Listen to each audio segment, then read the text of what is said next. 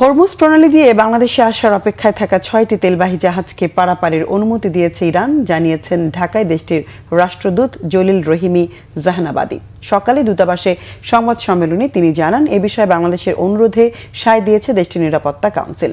ঢাকা থেকে গেল সপ্তাহে জাহাজগুলোর বিস্তারিত তথ্য পাওয়ার পর প্রয়োজনীয় পদক্ষেপ নেওয়া হচ্ছে। জানান, দেশটিতে থাকা বাংলাদেশিদের নিরাপদে ফেরত পাঠাতে তারা সহযোগিতা করছেন। মধ্যপ্রাচ্যে সংঘাতের বিষয়ে বাংলাদেশের বিবৃতি স্পষ্ট নয় বলে মন্তব্য করেন রাষ্ট্রদূত। বলেন, যুক্তরাষ্ট্রের আগ্রাসী ভূমিকার নিন্দা জানিয়ে বাংলাদেশ আরও স্পষ্ট বক্তব্য দেবে, এমনটাই আশা করে তেহরান। সেক্ষেত্রে তারা পুরোপুরি ব্যর্থ হয়েছে। ایران و مسئولین سیاسی و امنیتی برای عبور، اما چون اطلاعات کشتی‌ها دقیق نبود ما نمیتونستیم کمک کنیم। 6টা জাহাজের ব্যাপার যেটা, এই 6টা জাহাজের কথা আমাদেরকে জানানো হয়েছে। আমরা তেহরান এটা জানিয়েছি।